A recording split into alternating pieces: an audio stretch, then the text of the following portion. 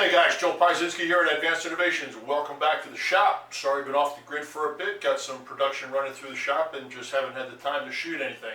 Anyway, today I wanted to show you, actually a while back I showed you a creative way to use the incremental mode on the digital readout on your manual mill.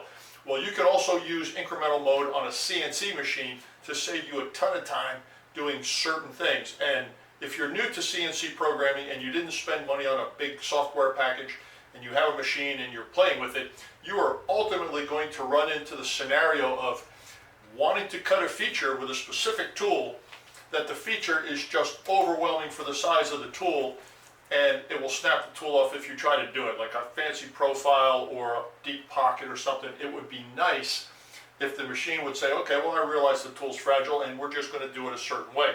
Well, that's where a combination of techniques will come in handy. And if you're like me, when I got my first CNC machine, I would stand there and I would just mess with the Z down all day long.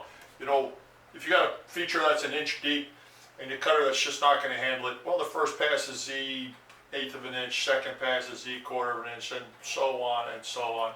And I'll tell you, not only does your arm get tired from holding your arm up there doing all these edits as you're doing it, but if you have multiple pieces, you're just going to waste more time than you can possibly imagine. But you're going to get the job done and it's going to feel good. So before I can show you that incremental application, you need to understand just a little bit of basics. So even if you're not a CNC guy, hang in there, because it's kind of interesting. This might plant the seed in your head sometime. If you ever get on a CNC machine, then you know it.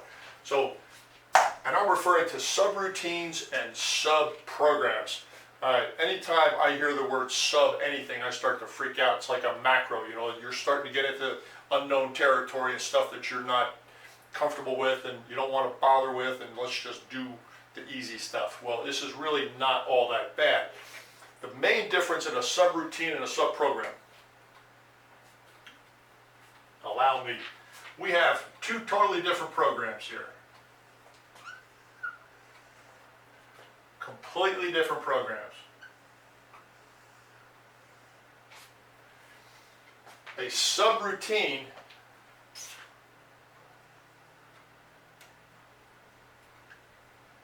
is a part of a program. And what that is it is a predefined series of moves or something. It could be a hole, it could be a pocket, it could be anything. But it's predefined and it's cookie cuttered and it's set in there at one time. And every time you want to repeat that particular feature or move, you go call it the subroutine.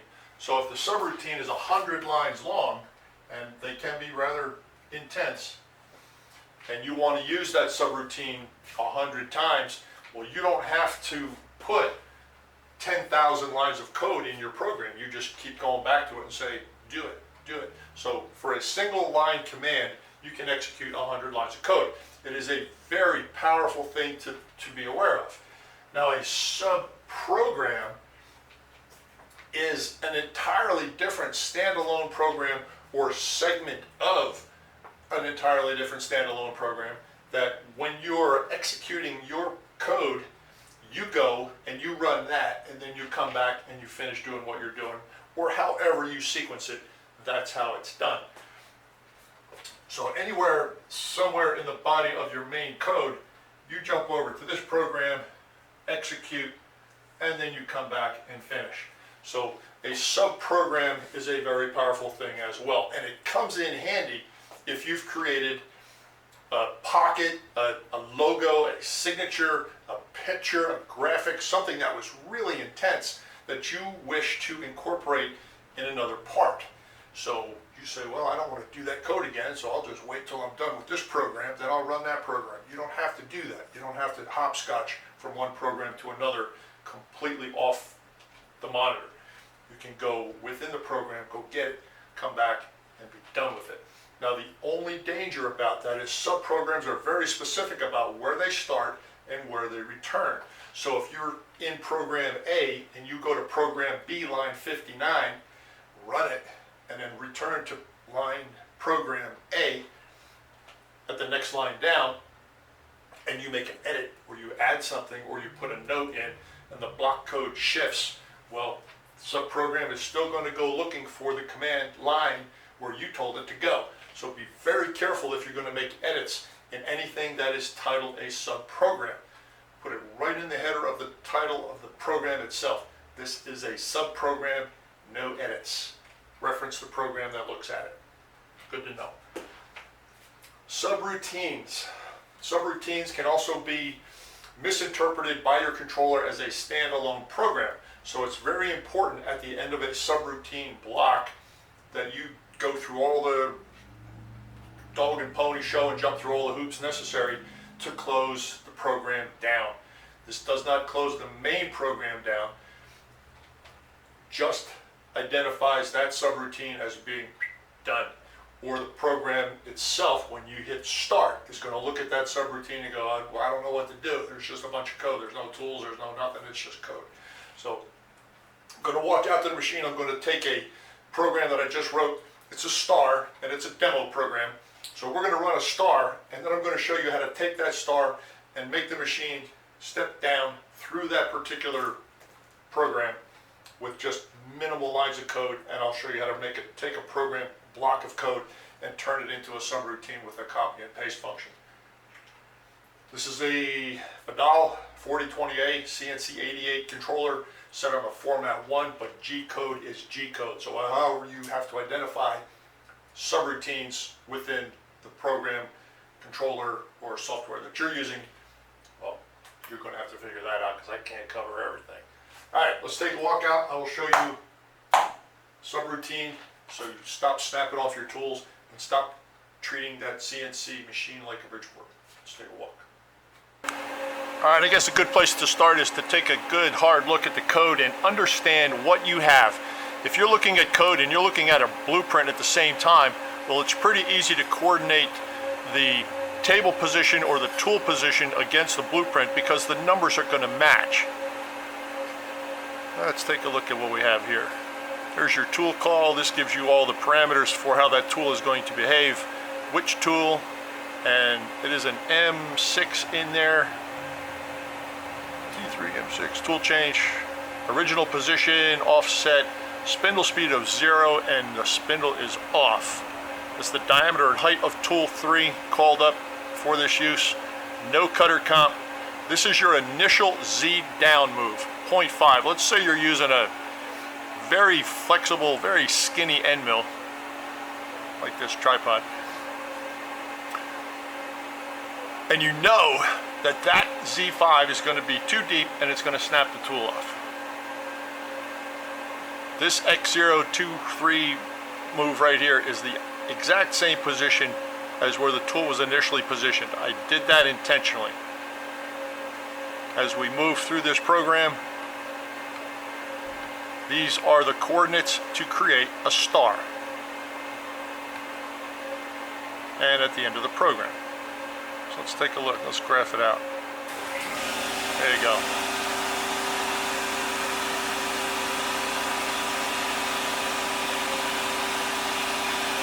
Star. Piece of cake. Let's take a look at how the machine is going to behave. I think that's important to see before we change anything about this code. Let's take a look at the way the tool moves.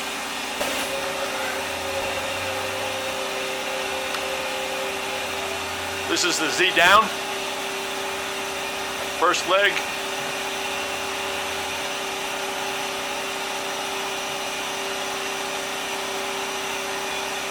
And back to the starting point, spindle up and done. Now if you wanted to take that 1/8 of an inch at a time, you're going to stand here all day.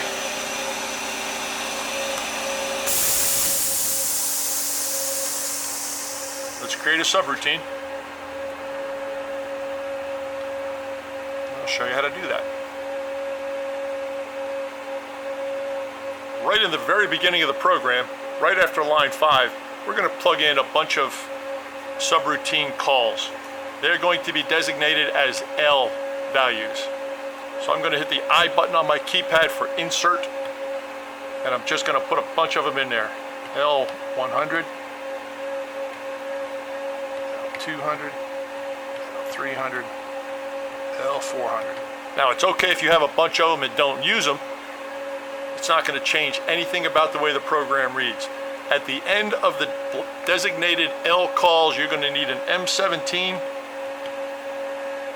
and an M30 on this controller anyway. If you're having trouble with your subroutines, not catching up to the program or not executing, try to put that in there. Okay? I am going to resequence my numbers by hitting the N on my keyboard, the number 5, and all of these are now going to go to increments of 5. There you go. When you see a subroutine called out as an L100, that means subroutine 1 and how many times that subroutine is allowed to be called up. 99 times. You can run that subroutine 99 times. But you don't change the last 2 00s. All right, naturally until you run out of sequence, but that's what those are for in the call. And forgive me for any confusion right then. You will see what I'm referring to. Let's cut and paste the star into the L100 subroutine.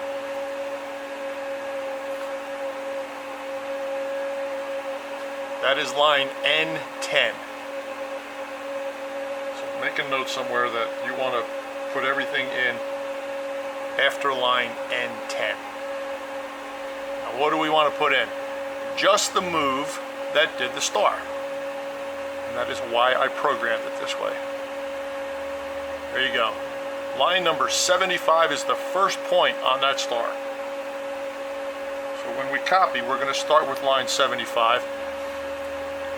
And if you're going to return to the same place in any program, just look for the same numbers in the next line, or the next line that contains the same numbers. Okay?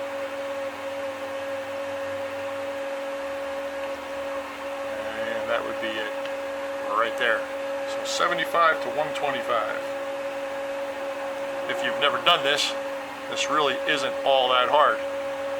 Using the space bar on this controller, toggle through until you see copy. That is an O, letter O, not a 0. You hit the O, it's going to ask you for the first line number. We're going to go with 75. Enter. Last line number, 125. Enter. Insert after line, 10. It's going to think about it for a second, and when it comes back, all the numbers that are no longer sequenced, like the 5 that I changed it to, they're all going to have some type of decimal because it's going to compress all of these lines of code in between whatever increment you originally assigned it. Alright, that particular line right there is now the subroutine for that star. But because we haven't called up a subroutine, that L100 will not be recognized by this program, and as I stand here right now is completely useless. So let's sequence it to an N5 again. I'm going to hit N on the keyboard. N5. Enter. And it will resequence all of these decimals to whole numbers. Keep the program clean. This allows you to insert, I would say, about 50 lines of code in between these two lines right here. If it was an N10 designation, it would go 10, 20, 30, 40, 50, 60, 70, and it gives you a lot more editing capability. All right, take a deep breath, take a hit on that cigar, or sip on a beer. It's about to get real. It's awfully hot in here too. Hang on a second. Okay guys, once you have copied and pasted the code that you want to repeat in your subroutine call line, L100, all you have right now is table moves. There's nothing here that's going to change the depth of your cut.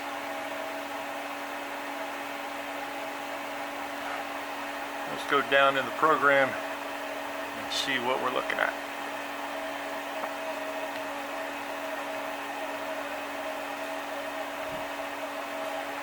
Right now this particular program sends the tool to -5, right there, ½ inch. I'm going to change that to 0. Change, hit the C, Z0, boom. Now down here is where the copied code starts. So I'm going to delete that. I'm going to delete everything from 130 right to the end.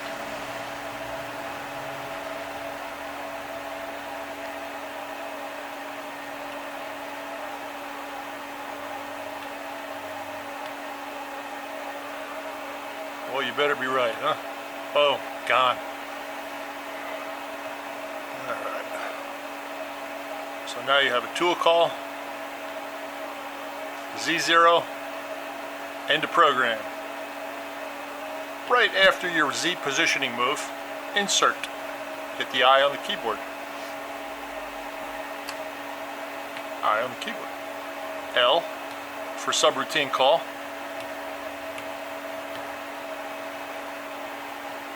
Subroutine 1, repeat it 1 time, enter.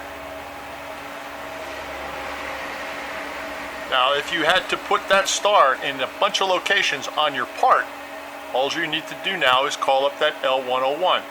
There is no depth right now. The tool will go on deck to 0, make a star, and come back. Let's see if that happens.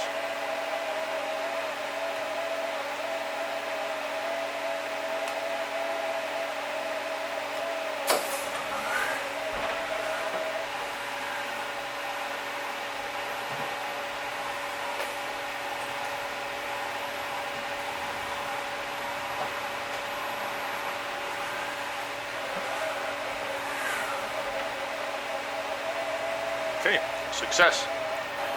Now we have definitely taken the long road around to get around to this particular point right here, but this is the whole idea behind this video. With the tool entering the code, entering the position, and the tool going to Z0, you now have to put some type of control in the subroutine to control the depth. Right underneath the call, I'm going to insert, and we're going to go with a G91. G91 is an incremental move.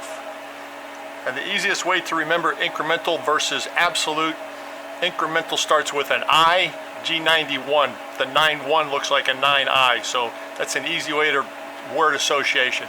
91 incremental, 90 is absolute. So now we're in incremental mode. I'm going to put in G1, Z minus 0.1, and the feed rate, let's say 50. Naturally, you want to slower if you're plunging into solid material so you don't shatter your end mill. And at this point, we're going to go back to absolute, G90.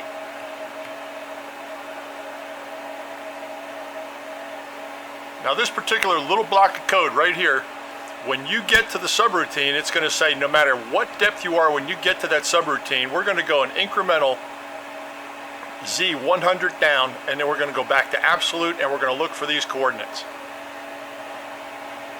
I'm going to run this program 1 time.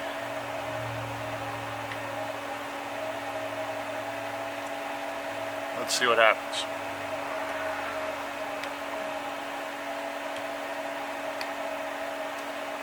Watch for the Z to go 100 down once the code initiates.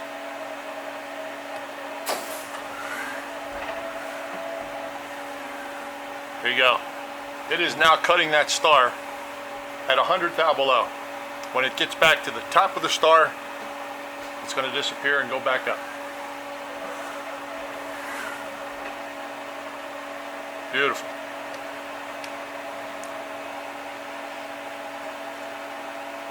Here's where you save your cutter from snapping off. Go back down to that L101, right there, and adjust the 1 to drive the final depth of the feature. So let's hit the C on the keyboard, change. We're going to change that to L105.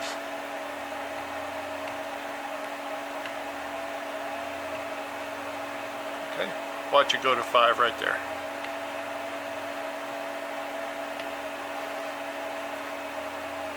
Effectively, what we just did is send this particular program into a loop. When it returns home to where it starts, it's going to repeat this, but it's going to repeat from a Z-1 position because it's incremental. There's no other Z commands on here. So the program is going to loop from point 1 to point 2 to point 3, and that is how you save a cutter from snapping off if you have awesome code and you just don't know how to do that. So let's hit the auto. Start at the beginning. And let's watch for this Z to do exactly what I just said.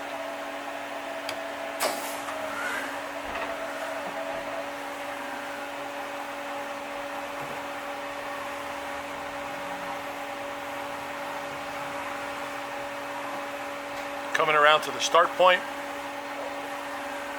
and repeat, 200 below.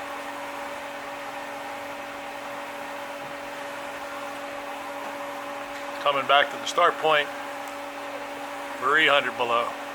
And however many numbers you added in the call after the tool call, the L105, if that was 199, it would go to 990 deep instead of 500 deep.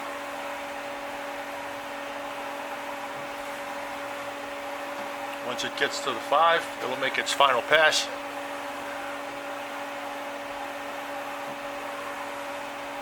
And go home.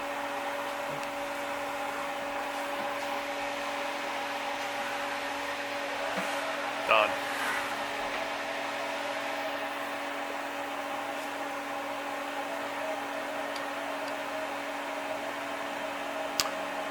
And I hope you got something out of that, because that is a very, very helpful thing to know.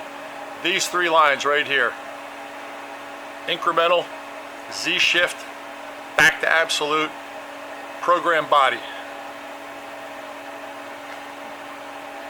I have an extremely long neck on this tripod, so if I even breathe on it, it shakes like that. My bad. Sorry about that, guys.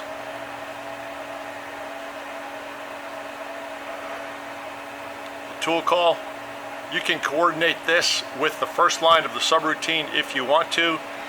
How you manipulate your code is going to be based on approach, cutters, comps, whatever else you're going to encounter. But for manual at the monitor programming, that's how it's done. This is a no comp program. Put the tool right on deck to begin, Z0. Loop it 5 times, call it a day. That's all I got. I hope that G91 is a nice new tool for your arsenal.